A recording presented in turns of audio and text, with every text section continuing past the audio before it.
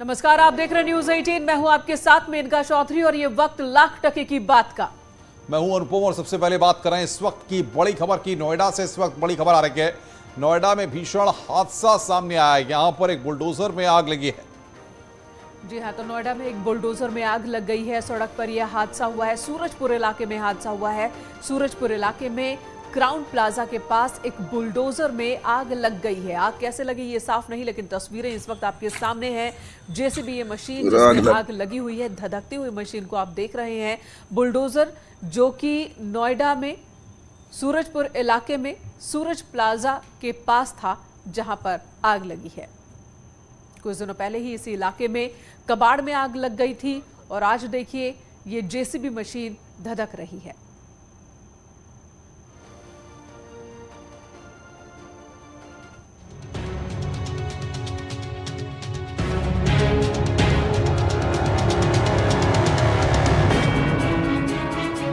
मैं समझता हूं कि पहले से भी 14 और 19 से भी ज्यादा बड़ी जीत हम सब लोग हासिल करेंगे। किस तरीके से राजनीति में काम करना है वो तो एक है, किस तरीके से राजनीति का त्याग करना है। मैंने 14 के चुनाव में कहा था कि अगर सपा का संसदीय दल जाएगा इनोवा में और कांग्रेस संसदीय दल जाएगा मारुति 800 में। वही हुआ, 5 और 2 गए थे। अब की बार 5 भी नहीं मिलने सपा को। सबका साथ, सबका विकास और सबका विश्वास सिर्फ नहीं नारा, ये है उद्देश्य हमारा। शांति काल में पसीना बहा लेती है, उनको युद्ध काल में खून बहाने की आवश्यकता नहीं है। राष्ट्र का चिंतन भी है, समाज का चिंतन भी है, अर्थ चिंतन भी है।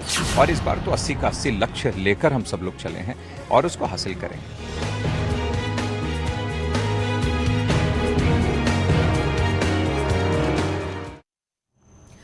2024 में होने वाले लोकसभा चुनाव में अभी 16 महीने का वक्त है, लेकिन 2014 और 2019 में पूर्ण बहुमत हासिल कर सत्ता में पहुंची बीजेपी इंतजार के मूड में बिल्कुल नहीं है। लगातार तीसरी बार जीत की हैट्रिक लगाने के लिए बीजेपी तैयार है। लिहाजा रणनीति के स्तर पर पार्टी लगातार आगे बढ़ रही है। बीजेपी ने 2014 में सहयोगी दल अपना दल के साथ मिलकर उत्तर प्रदेश की 73 सीटों पर जीत हासिल की थी। 2019 में बीजेपी गठबंधन को 64 सीट मिली, लेकिन इस बार बीजेपी का लक्ष्य सभी 80 सीटों पर जीत दर्ज करने का है। विपक्ष के किले को भेदने का भी लक्ष्य रखा गया है और इस लक्ष्य को हासिल करने के लिए मंथन पर मंथन जारी है। प्रशिक्षण शिविरों के जरिए कार्य योजना तैयार की जा रही है। चित्रकूट से 24 के चक्रव्यूह की व्यू रचना तैयार की जा रही है।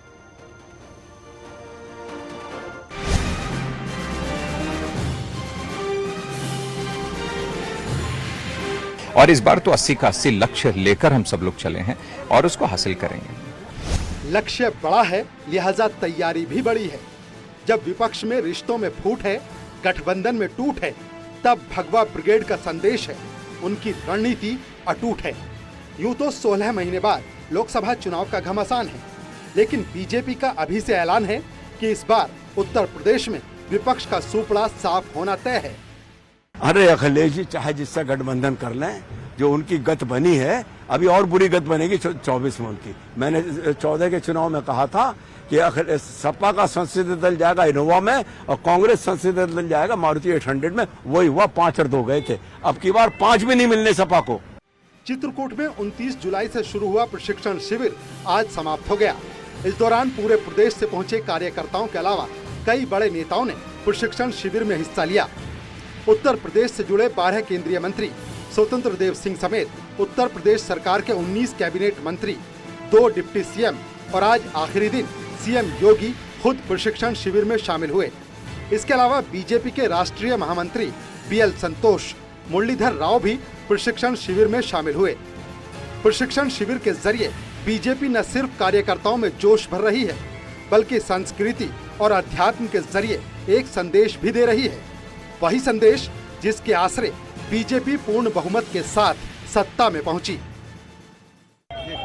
और माँ से प्रार्थना, जब चित्रकूट आए हैं तो माँ का दर्शन करना चाहिए, परिक्रमा करना चाहिए और कामताना जी से आशीर्वाद लेकर जनता की सेवा करने का सेवा के लिए विनती प्रार्थना करनी चाहिए। बहुत बहुत धन्यवाद। आरती की तस्वीर शनिवार की है, जबकि शुक्रवार को योगी मंत्रिमंडल के मंत्री ई रिक्शा से परिक्रमा करने के लिए निकले थे। जबकि रविवार यानी आज सुबह बीजेपी के नेता दीनदयाल शोध संस्थान और भारत रत्न नानाजी देशमुख से जुड़े संस्थानों का भ्रमण करने निकले। अरे अखिलेश जी चाहे जिससे गठबंधन कर लें, जो उनकी गत बनी है अभी और बुरी गत बनेगी 24 में उनकी। मैंने 14 के चुनाव में कहा था कि सपा का संसदीय दल जाएगा इनोवा में और कांग्रेस संसदीय दल जाएगा मारुति 800 में। वही हुआ, 5 और 2 गए थे। अब की बार 5 भी नहीं मिलने सपा को। लेकिन यहाँ सवाल है, बीजेपी की रणनीति क्या है? बीजेपी का प्लान क्या है? बीजेपी किस तरह से व्यूह रचना तैयार कर रही है? बीजेपी ने 2024 के लिए सभी 80 सीटों पर जीत का लक्ष्य रखा है, जिसके लिए बीजेपी ने बूथ स्तर पर प्लान तैयार किया है। पन्ना प्रमुखों की स्थायी तौर पर नियुक्ति होगी। हर पन्ना में करीब 60 वोटर्स होंगे। हर बूथ पर 100 वोटर्स को बीजेपी के व्हाट्सएप ग्रुप से जोड़ा जाएगा, ताकि केंद्र और राज्य सरकार की योजनाओं की जानकारी उन तक पहुंचाई जा सके। और हर पन्ने पर 60 वोटर्स हैं, तो हर पन्ने में एक पन्ना प्रमुख बना करके एक स्थायी नियुक्ति पन्ना प्रमुख की हम अपने संगठन की निचली इकाई पन्ना प्रमुख के रूप में करना चाहते हैं। और वो एक अस्थायी हो। पन्ना प्रमुख वही बनेगा जो उस पन्ने में 60 मतदाताओं में उसका नाम होगा। इसके अलावा बीजेपी एक बूथ 30 यूथ के फॉर्मूले पर आगे बढ़ रही है। दरअसल बीजेपी के बूथ स्तर पर युवाओं की एक कमेटी होगी। इस कमेटी में 30 युवाओं को जिम्मेदारी दी जाएगी। कमेटी में लड़कियों को भी मौका दिया जाएगा। हर बूथ पर 50% वोटर्स को जोड़ने का लक्ष्य है।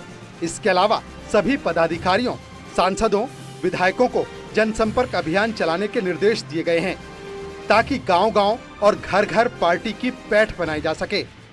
तो आज भारतीय जनता पार्टी की जो अजय भाजपा है वो आगे बढ़ती जा रही है। प्रधानमंत्री जी के नेतृत्व में उत्तर प्रदेश की जनता माननीय प्रधानमंत्री जी को अपना नेता स्वीकार करती है और माननीय मुख्यमंत्री जी के काम को जनता पूरी तरीके से अभिनंदन कर रही है, उनके काम पर मोहर लगा रही है।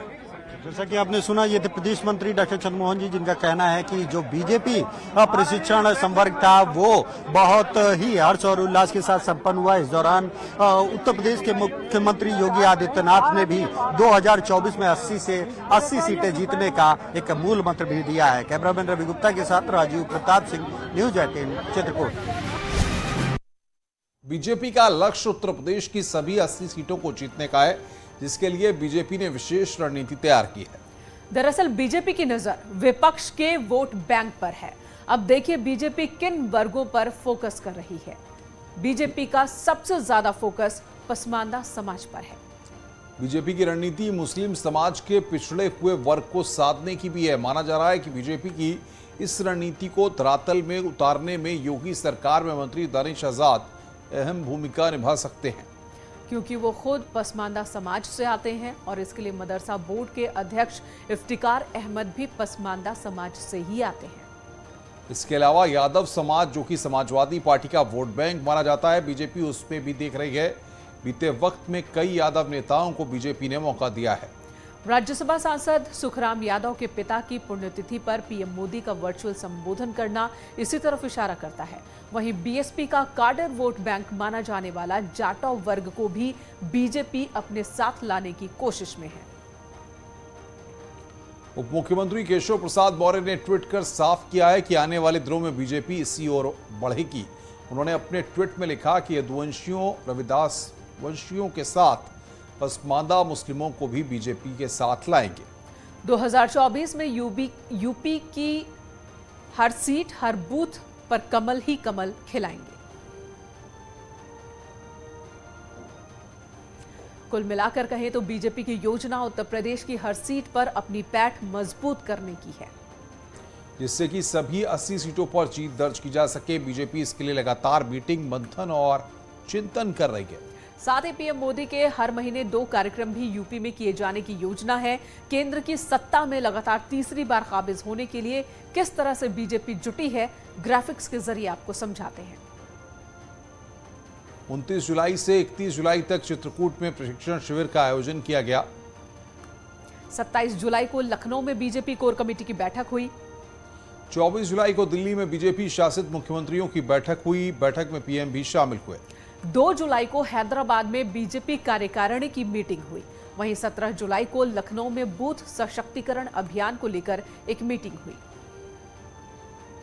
रहा है। 2024 और 27, 29 सबकी तैयारी की दृष्टि से रहा है। सपा, बसपा, कांग्रेस के तमाम सारे जो प्रदेश के लिए, देश के लिए तमाम उनके गलत कारनामे, उनसे मुक्ति कराने वाला रहा। तय किया कि उत्तर प्रदेश में एक तरफा भारतीय जनता पार्टी जीतनी चाहिए, किसी दूसरे के लिए जगह तो कुछ बची नहीं। आप तो पिछली बार भी 49% थी, इस बार 50% से ऊपर वोट को देंगे हमारा। तो यहाँ से ऊर्जा लेकर के सभी विषयों पर सरकार और संगठन का कैसे तालमेल हो और हम लोग बेहतर क्या कर सकते हैं, क्योंकि भाजपा को चुनौती भाजपा से ही है और कोई नहीं है।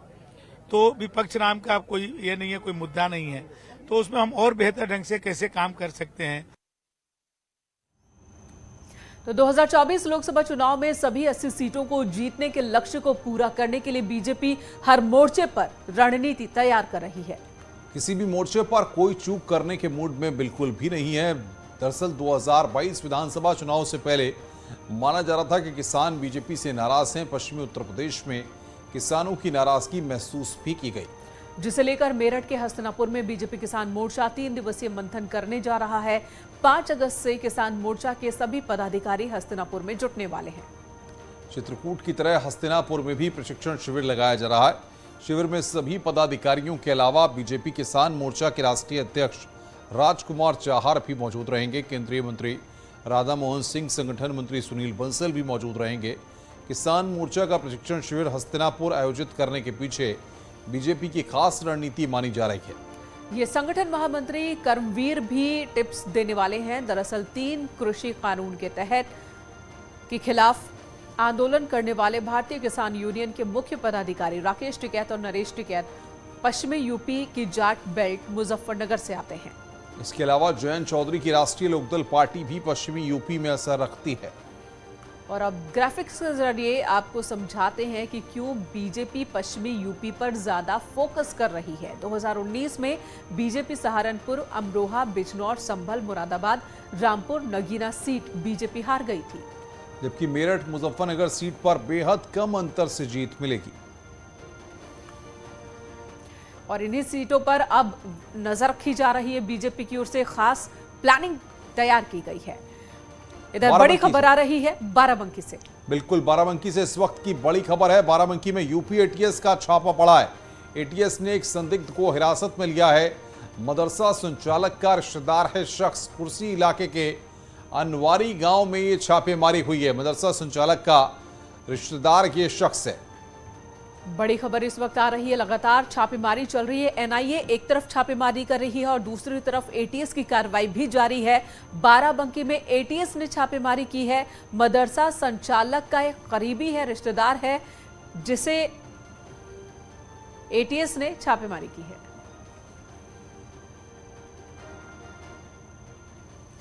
और इधर उत्तर प्रदेश विधान परिषद की 2 सीटों पर चुनाव होना है। दोनों सीटों के लिए 11 अगस्त को वोट डाले जाएंगे, जिसके लिए अखिलेश यादव ने आदिवासी दांव खेला है। समाजवादी पार्टी ने कीर्ति कोल को उम्मीदवार बनाया है।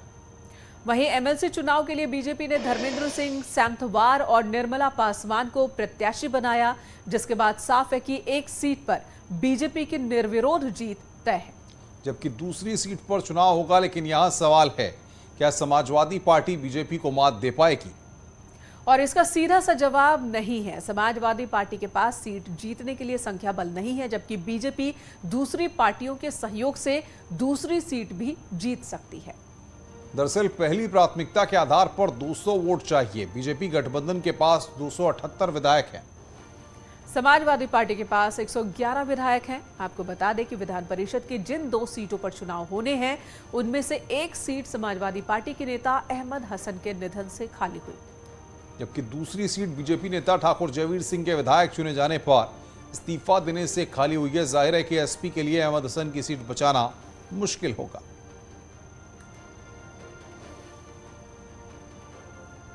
यूं तो मसूरी पर्यटन स्थल है, लोग यहाँ कैंपटी फॉल के दीदार के लिए आते हैं, लेकिन भारी बारिश के बाद कैंपटी फॉल अपने रौद्र रूप में नजर आ रही है। जलस्तर काफी ज्यादा बढ़ गया है। कैंपटी फॉल में अचानक पानी बढ़ने से झील में मलबा आ गया है। उधर भारी बारिश से कैंपटी फॉल पूरे उफान पर रहा। ये तस्वीरों में आप देख सकते हैं। पहाड़ से मैदान तक बादल कहर बनकर बरस रहे हैं। सहारनपुर में 1 घंटे की बारिश में अंबाला हाईवे दरिया की तरह बहने लगा। तो वाराणसी में आलम यह है कि हरीशचंद्र शमशान घाट गंगा में डूब चुकी है। नतीजा अंतिम संस्कार में भी अब दिक्कतें आ रही हैं।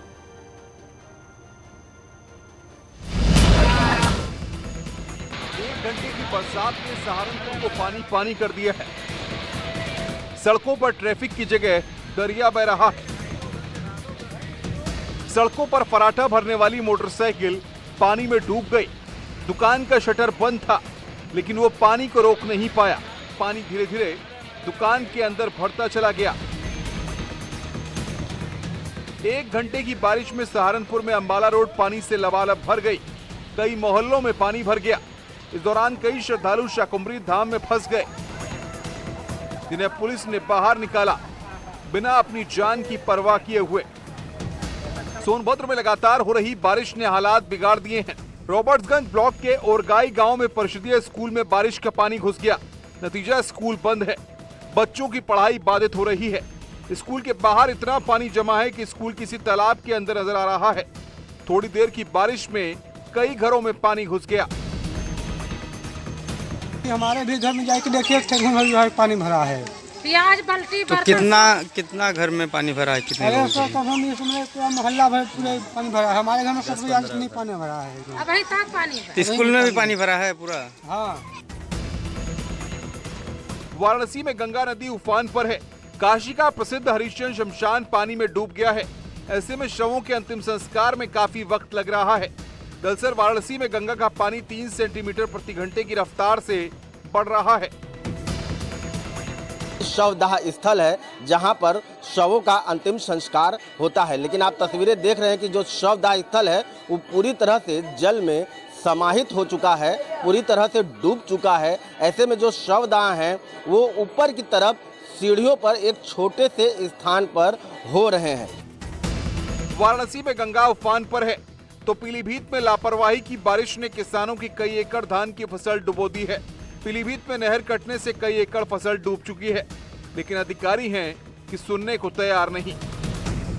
3 दफा कट चुकी और 3 दफा बन चुकी। तो ये बार बार कटने का क्या कारण है? क्या नहर की सफाई नहीं है? नहर की सफाई है नहीं, जो बंद जाए पानी पूरी बंद है कि नहर। ये देखिए आगे नहर की सफाई नहीं है। दरअसल नहर की सफाई न होने से नहर लगातार कट रही है।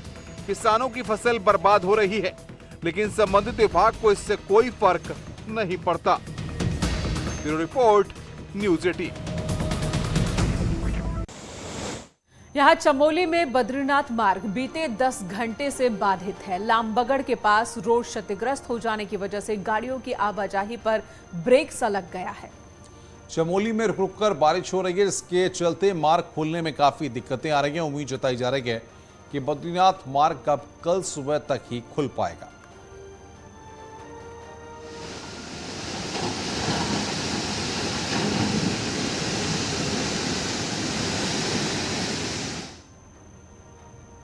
पहाड़ से लेकर मैदान तक सैलाबी संकट छाया हुआ है। लगातार हो रही बारिश से जहां मैदान में बाढ़ जैसे हालात हैं, तो वहीं पहाड़ों पर लैंडस्लाइड का खतरा बढ़ता ही जा रहा है। बागेश्वर में तो सैलाब में फंसकर एक कार ही बह गई। टिहरी में बारिश के बाद मलबा लोगों के घरों तक पहुंच गया। तो चमोली में कई घर खतरे में हैं। भारी बारिश के बाद हरिद्वार में तो सड़क पर स्विमिंग की तरह बच्चे तैरते नजर आए, जबकि बद्रीनाथ में भी लैंडस्लाइड के चलते हाईवे ठप है।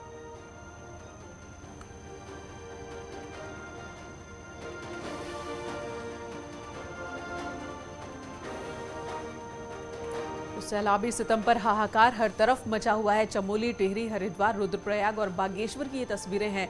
पहाड़ पर खासकर ज्यादा बारिश और लैंडस्लाइड की वजह से स्थिति काफी खतरनाक बन गई है।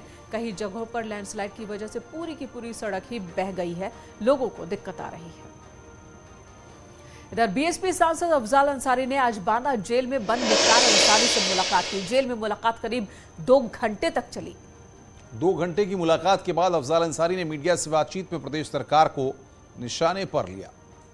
अफजाल अंसारी ने कहा कि हमारे परिवार का देश की आजादी में अहम योगदान था। परिवार के लोगों ने देश के लिए बलिदान दिया। मुख्तार अंसारी और अब्बास अंसारी पर लगे आरोपों पर अफजाल अंसारी ने कहा कि हम अदालत में जवाब देंगे।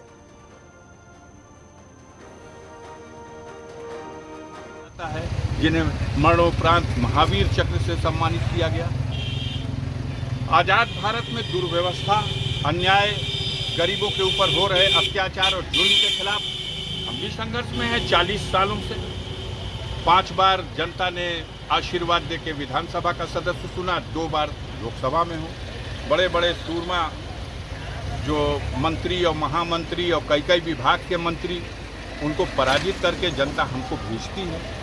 तो जब हम जा करके गरीबों के कल्याण की, गरीबों के हक की बात करेंगे। रुक रहे हैं यहां पर एक ब्रेक के लिए, तुरंत लौटेंगे, आप बने रहे हमारे साथ।